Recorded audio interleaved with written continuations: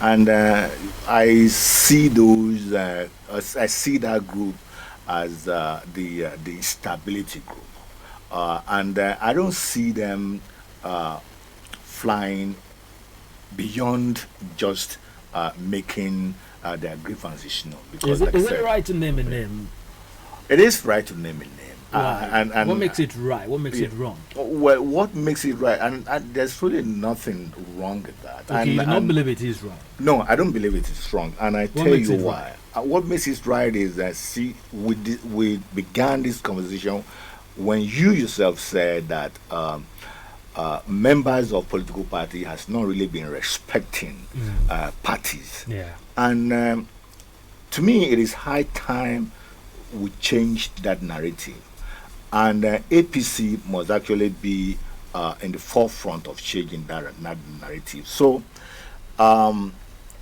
what makes it right is that because members have been getting away with so much in terms of discounting their own party, in terms of denigrating their own party, and all of that. And this is a party from which they actually became what they became in terms of being a legislator. Yeah. So that must change. And you see, when people have been getting away with so much, and when people have been doing the same thing all over, it becomes normal for them.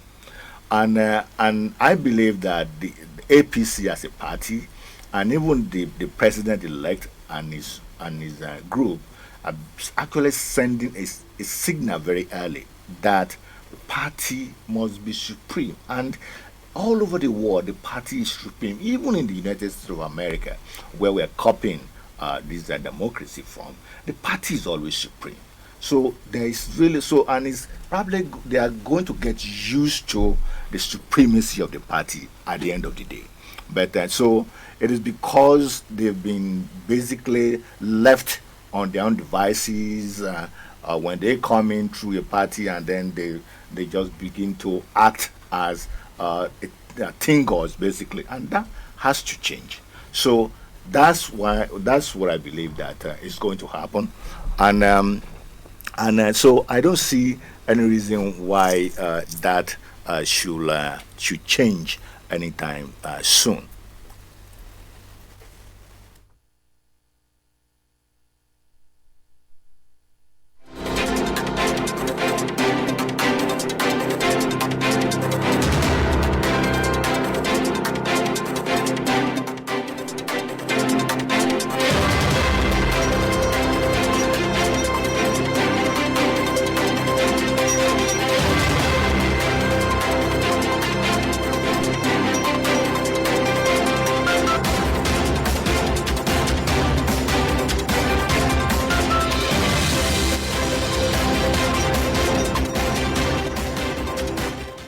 Alright, it's still Public Square live on Adabai 8.9 FM at Kore, and the voice you've been listening to for over 14 minutes is Femi Odiri, a former senior special assistant to Dr. Carter Fayemi of Ekiti State on diaspora affairs. We've been talking about the 10th leadership of the National Assembly.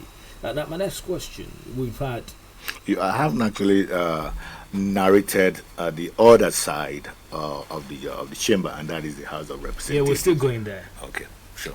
We're still going there. Now, Okay. we're still talking about the Red Chamber. Okay. And many Nigerians were surprised when the party did say it's going to be Akpabio. Mm-hmm. He's not the only one Mm-hmm. that is a card carrying member of the APC from that zone. Mm-hmm. You, as a politician, a party man, are you really satisfied with the choice of Akpabio? Because there are so many APC members, bona fide members, who are not cool with that. Well, absolutely. Beyond a shadow of doubt, satisfied with the choice of Akpabio, and there are several reasons for that. Okay. When it comes to the South South, Akpabio is the only ranking member of the Senate. He's going to be starting his second term in June when the next National Assembly is proclaimed. And not only that, Akpabio was a former two-term governor, and he was also a minister of the NDDC, and that is Nigerian National Nigerian NDDC is Niger Delta Development yeah Commission. right, and so in those two portfolios, he performed remarkably well in those two portfolios. And don't also let us forget the fact that there are rules in the Senate that you can only become the presiding officer only if you are serving at least the second term. So in terms of the senators from the South at this point in time, he's the only one who's the ranking member. Others actually are in their first term, and that's one reason. And not only that, the Senate is not really your run-of-the-mill kind of institution. The Senate, even though we are still, our democracy is still with a very small d at this point in time, but we need a strong institution over time. And Akpabio fits that bill, very adequately. And because he's a lawyer, and you just can't put anybody as the Senate president who does not have the understanding and the nuances of not only governance but the laws. And because this time around, with these coming Tinubu administrations, it's going to be different because the stakes are very high, and the Nigerians expect robust legislation that will actually translate into social economic development for the polity and for the Nigerians as a whole. So uh, the other politicians and the other senators elect that are actually gunning for this position. Actually, when you really look at their antecedents, they are less qualified because is it Abdulaziz Yari that you want to say is qualified? Yes, you can argue that Abdulaziz Yari is also a two-term governor, Yeah. but then there are two-term governors and there are two-term governors. What makes him different? What makes who different? Yari. Yari, what makes him different that he just doesn't, for a lack of a better phrase, doesn't have the presence of mind to shoulder the responsibility of the Senate, and his colleagues actually knows that. This is somebody without trying to pull him down, because this is a fact, who can hardly address 10 people gathered and convince them of his position, and he just doesn't have the wherewithal. And when it comes to the Kalu, the Senate is not a trading post.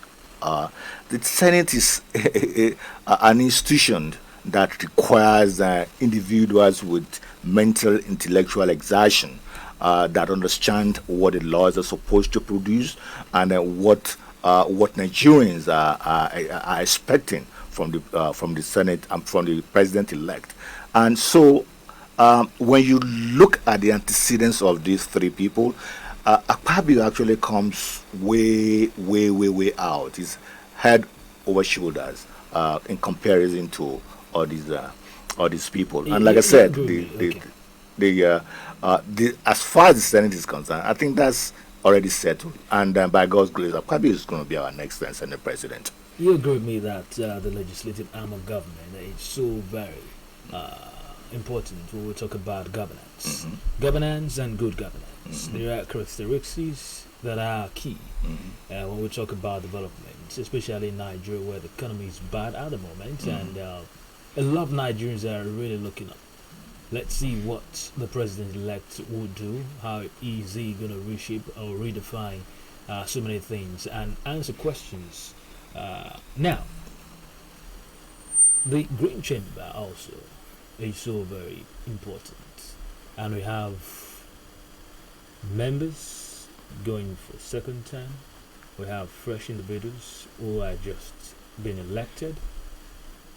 Is it really true that some individuals within your party, we've not talked about the parties now, the members in the group chamber, in your party, the APC, that are also bent on agreeing with the leadership of your party as regards the name already named? And because of the fact that the president elect is coming with an accused understanding of what he wants to do and how he wants to do it, uh, yes, people do have individual ambition, but I believe that they should ask themselves too, what does the president elect want? And they should actually give the president-elect the latitude, if you will. They should give him the freedom to choose his own team, and this team also includes who is going to be the presiding officers and the principal officers, because that's very necessary. You don't. It will be counterintuitive, if not counterproductive, to just let things slide and let things just take their own turns without proper guiding, without actually setting the direction. And I think this is what APC and the president-elect is trying to do, to set the agenda and to say, by saying in so many words that, hey, these are people that I have confidence in, that will assist me with my programs, my objectives, and manifestos, and all of that. So, in a democracy, that is allowed. Okay. And we saw what happened in 2015 when Saraki and Dogara came through the back door to becoming both the Senate president and the speaker respectively. Yeah. We now know how the government of President Muhammad Buhari became stifled because they wouldn't agree with his and his administration's programs and objectives and all of that. So it is extremely important to have somebody who not necessarily going to be a rubber stamp, because I don't even believe that Ashiwaju would like anybody to be a rubber stamp, because this is an individual, this is a man who likes argument. And if at the end of the day your argument overshadows his own argument, he will give it to you. So we are not even talking about chambers that Ashiwaju expects to be a rubber stamp of, of his administration, but somebody who has the intellectual capacity and the understanding and the nuances of laws and legislation that will help him to achieve success at the end of the day. Confident that this isn't going to be an issue, judging by your analysis so far. But it's in the public domain also that leaders of your party are consulting. Who are those consulting, and who are those being consulted? Well, consultation must continue, no doubt about that, because you really can't legislate against grievances. Okay. As you know, as I said earlier, even within the family, there are dissensions of, there are different opinions when a decision is made within the family. So it is normal for the party to continue consultation, and that is with the hope. Okay, that means you're affirming that consultation is ongoing at the moment. Oh yeah, it has to go on. It's already going on. Even the party chairman said yielding any positive? it has to yield some positive, because It has to. That means you're not sure.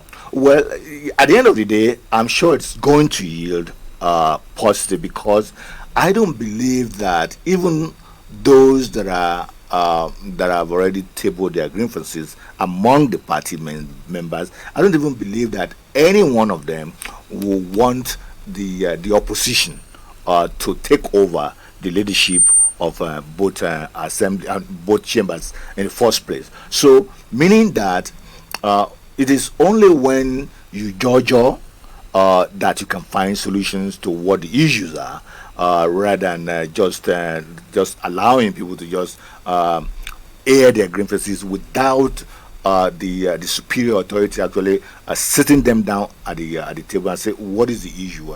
And don't let us forget the fact that we're just talking about four positions out of so many positions here. We have So the leadership matters. so it may very well be that the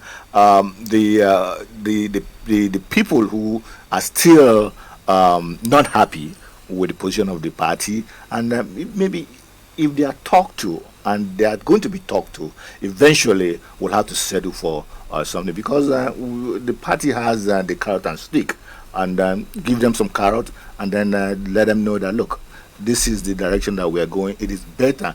And at the end of the day, the individuals who are still not happy will know that it is in their own enlightened best interest to fall in line, because I don't think they want the opposition party to take over, because Okay, let's hope that they fall in line. yeah, they are going to, because as I say, not falling in line is actually going to jeopardize their own political survival too, and not only in the immediate but in the very near future.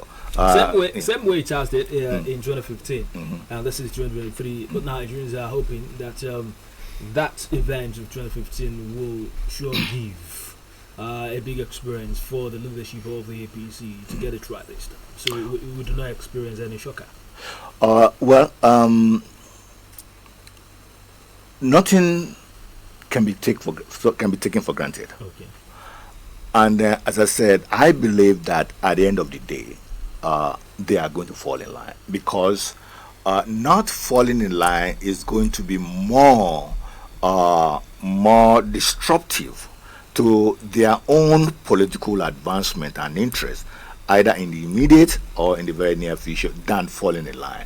And like I said, other positions are still there. You have, even aside from the principal officers, you still have chairmanship of committees and all of that, that these people are going to be in, because it is only when a certain political party is in the leadership of both chambers that you can be talking about who gets what in terms of chairmanship now. So if you are a member of the APC and then you now allow, stupidly, if you will, to have another opposition party to take over what naturally belongs to you, then what are you going to be talking about in terms of your own political survival in the immediate? And now let's talk about the president-elect. A lot of Nigerians are saying, yes, let's see how he's going to fix it. They did say he's going to hit the ground running. Do you really believe that statement? Absolutely. Because there's actually no alternative Than to hit the ground running. yeah, than to hit the ground running, because the stakes are very high, and a lot of things has gone down the drain, if you will, Yeah, sure. in terms of where we are and where we should have been that we're not, and where we ought to go. So, not hitting the ground running, we shouldn't even be debating it, because this is an individual who told us, and rightly so, that he's just not a fly-by-night kind of president. This is an individual who has been planning for this, not 2 years ago, not 3 years ago, not 5 years ago, not even 10 years ago.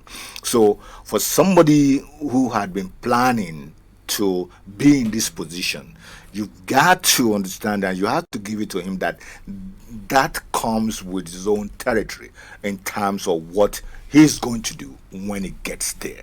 And now that he has gotten there, so hitting the ground running is actually an understatement. And don't also let us forget that he has an antecedent. When he became the governor of Lagos State in 1999, he actually, in retrospect now, could be said that he actually hit the ground running by so many unprecedented things that never happened in the history of this country that he instituted. So And that was the reason, for the most part, it seems to me, why Nigerians actually voted for him. And the Nigerians are basically saying, okay, you've been able to convince us, and we have been able to see what you did in Lagos for that 8 year period, and even after leaving the scene, your successors actually took the baton from you based on what you started and all of that. So now, uh, come to the federal center and prove yourself. So that, to me, was actually the major reason why the president-elect got victorious in the presidential election. Okay, So now it's in the ground running means a lot of things. sure. A lot of things will sure come to your mind. It's in the ground running in terms of what, in terms of appointments, unlike what we had when outgoing presidents came to power. It took months before appointments were made. If it's saying, yes, I'm going to hit the ground running, is it an appointment? Is it policy making? Is it changing the narratives we've had? Examining what Nigerians experienced under Buhari for 8 years. How am I going to better lives of Nigerian citizens? It's in the ground running. When you heard that, what came to your mind? Well, Michael, what came to my mind with the phrase "hitting the ground running" Yeah. is a multiplicity of things. Okay. To me, appointment is just like what can be described as a low-hanging fruit. Yes, it is the first stage of hitting the ground running, and that means that the quicker he assembled his team in terms of appointment, the better for him, and that's going to happen. I don't What see makes it better for you? because don't let us forget the fact that we only have 4 years, and right after 29th of May, the clock start ticking. Yeah. So that means that every day is important, based on the things that he said he was going to do and how he's going to turn the life of Nigerians around for the better and all of that. So that is important in terms of make, and even more so now. I think there's a law now that says, as a president, you cannot go beyond, I think, 90 days or something like that before you assemble your cabinet. There must And he has even mustn't said be a that. vacuum. And he has even said that on or before the 68th day of being in the saddle, is going to appoint his cabinet. I don't believe that is going to be 60 days anyway. I expect Asiwaju Bola Ahmed Tinubu to assemble his cabinet within the first 30 days. And that is one thing. And in terms of hitting the ground running, policies, programs, developmental agendas, and all of that. It's also part of the hitting the ground, and institutional reform as well. It's also part of the hitting the ground running mantra. And don't also let us forget the fact that he has also put some hints down while he was campaigning as to the direction he's going to take, either in terms of the economy, either in terms of security, and all of that. And so he's going to start that as soon as possible. Okay, So it's minutes a ago. combination. Okay, you talked about reform. Sure. The institutional reform? Yeah. What about institutional it? reform. Yeah. Of course, it is needed. Yes. No doubt about that. I'm a Nigerian, you're a Nigerian. It is needed. But which of the institutions you think should be a top priority in terms of reform? In terms of reform, what I think should be the first priority in terms of institutional reform is the trying to find the right word or phrase for it now, is the changing of the security architecture of this country. To me, that should be the first, because without security, nothing else will matter. And I've also said it, and I'm going to repeat it there, that you can, as the chief of state, you can pave the roads, all the roads in the society with gold. But if people are not secured, if if you cannot if you cannot get from Akure to Owo, as short as it is, without having to go into fasting and prayer and all of that, the gold paved roads is meaningless to you. And if you cannot be guaranteed of your life and property in terms of your safety, business wise, and all of that, whatever it is that you have in terms of changing the facade of society, it's going to be meaningless to you. So, in my own view, security architecture should be the first on the agenda in terms of the institutional reform. Okay, now let's quickly go to the call he received from the Secretary of State, United States of America, Anthony Blinken. Many Nigerians were happy. Some they say it's timely. It came at a time some sections of Nigerians believe no. The developed nations are eyeing cover these president-elects. They got the call. There was a conversation, but some political parties, opposition political parties, are saying, "No, it's not a good one." And Atiku Abubakar, in particular, the candidate of the PDP, they say it's demoralizing. I do not know how. I don't know if you know. Well, I do not know now. I do not know how either. And what Atiku Abubakar said is so-called outrage about Blinken calls to the president-elect is kind of laughable. But again, it should be expected because here's somebody who had lost, for all practical purposes, but still thinking that perhaps there will be a miracle in the law courts that would change the result in his favor. So he's expected.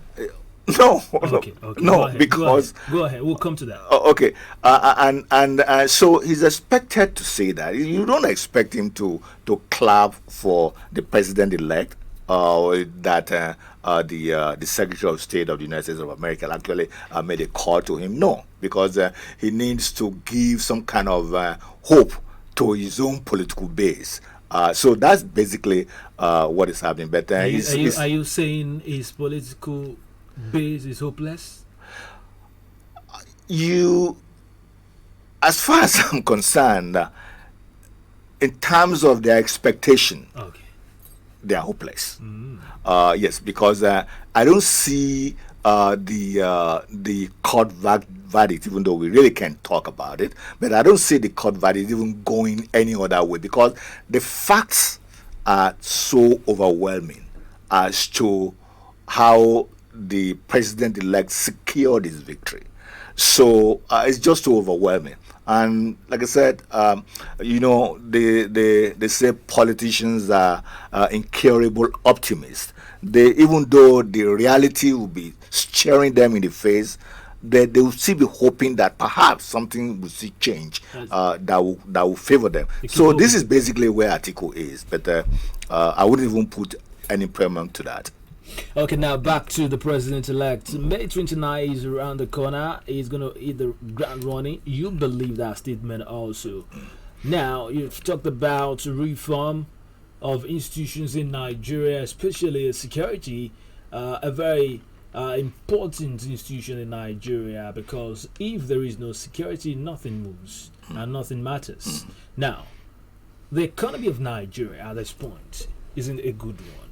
No, it's not. It's not a good one. No. You agree with me? Yeah, I agree with you. Okay. Yeah. Now, the outgoing president spent 8 years. Many believe the president-elect will fix the economy. That one thing it will sure do is to fix the economy. And fixing the economy in Nigeria, you agree with me, is going to be a bit hard, a bit difficult. Because it's not just Nigeria that has a very bad economy. Not just Nigeria.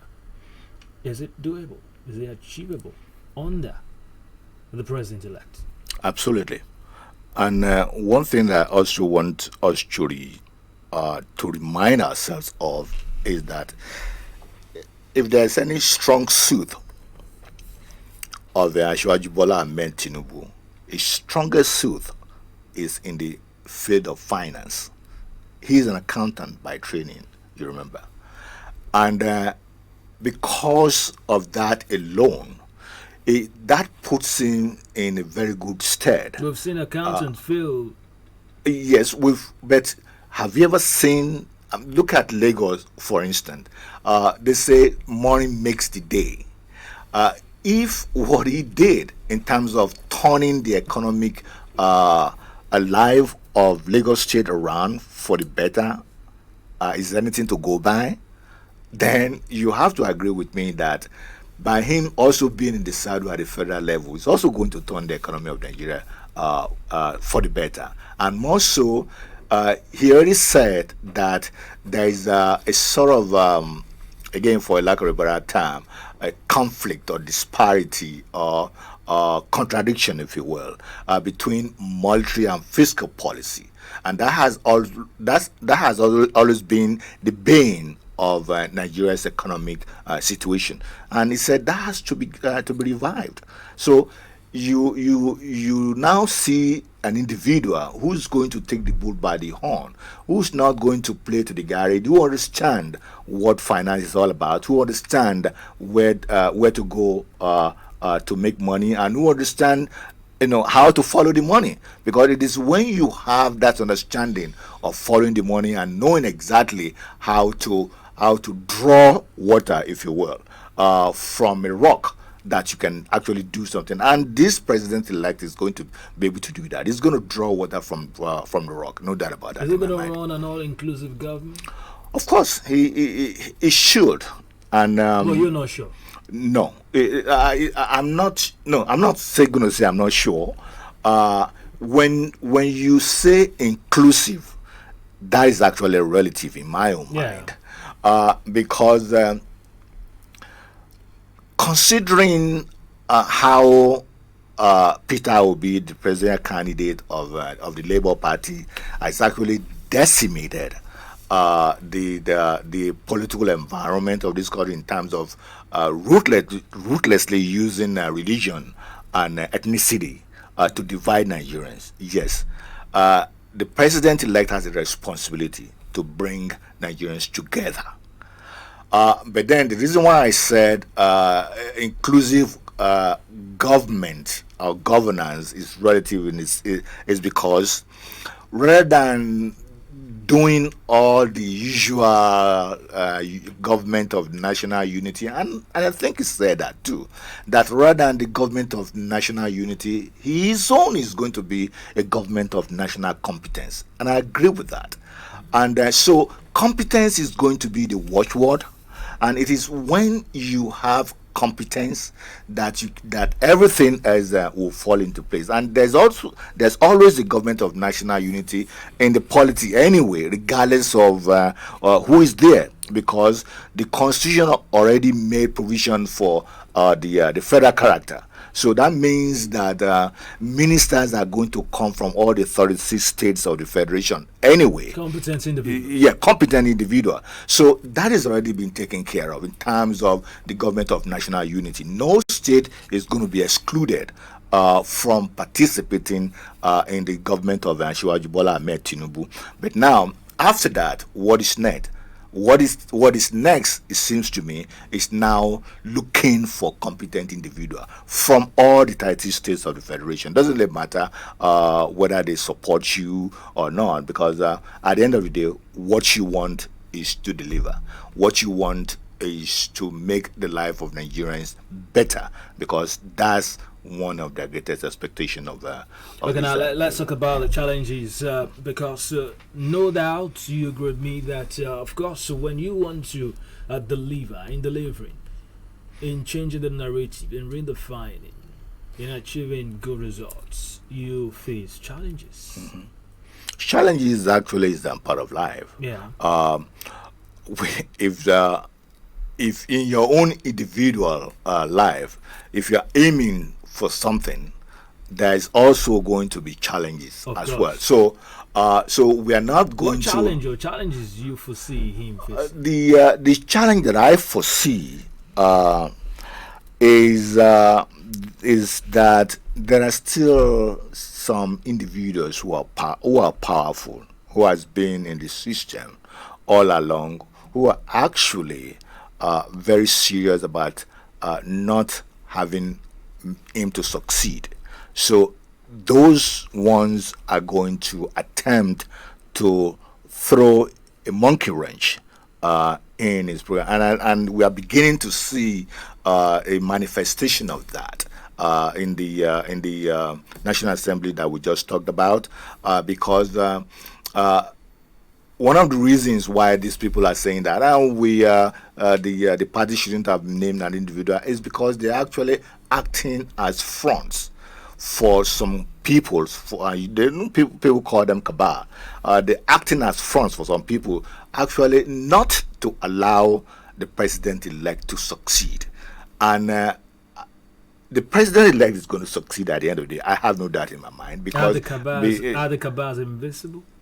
they are not invincible, but they are also powerful. Don't let us underestimate them. But then I believe that once the president takes over on the 29th of May, then the whole narrative is going to change. It's going to change. Yes, You believe, I do. or you think so? I do believe.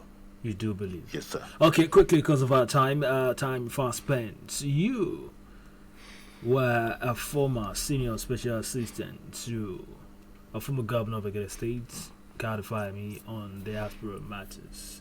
Are you not surprised that the numbers of Nigerians in diaspora keep increasing?